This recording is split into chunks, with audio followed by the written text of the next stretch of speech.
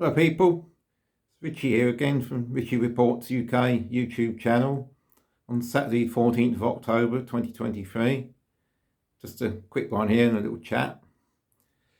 There's no Neil Oliver's Saturday monologue again tonight because he's not on the show tonight.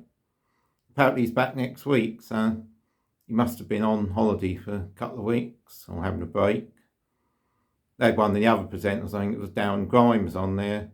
And he actually said at the end of his show that Neil Oliver would be back next week. So I assume the show's probably had a fair few emails and people contacting him saying, what's happened to Neil Oliver? Because these days it's always a bit of a concern when a well-loved presenter suddenly fails to materialise for a couple of weeks, isn't it? They tend to just sort of disappear and you never know what's happened to them. So Neil Oliver's back next week on his Saturday monologue.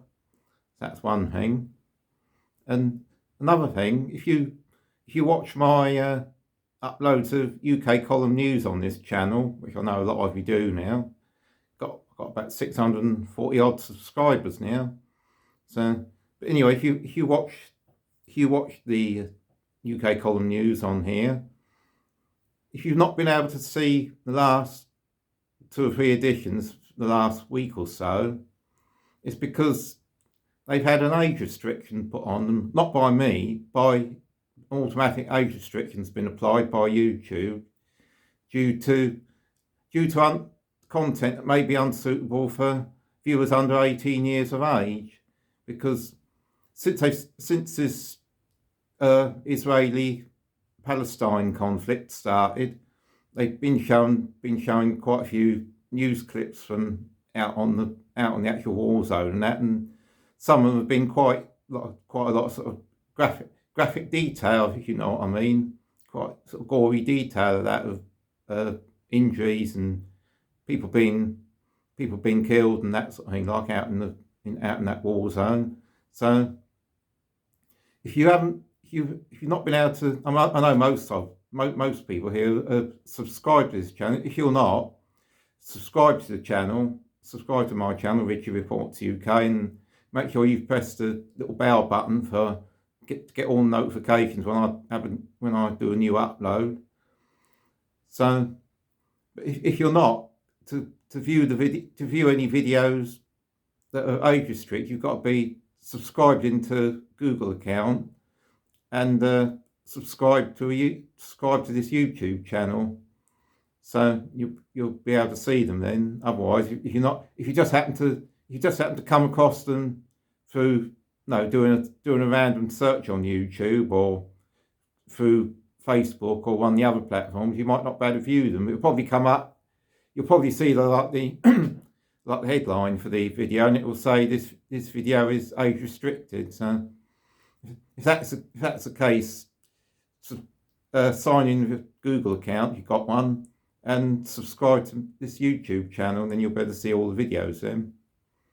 So, and that will probably apply to like UK column videos probably for the next few weeks. If they show any sort of clips from out in Israel or Palestine, out of that area, the Gaza Strip and that, which they've been reporting on, and there's a lot of sort of graphic or sort of gory details or images, which it well could be, you'll probably find the video be age restricted. So that's what you got to do anyway.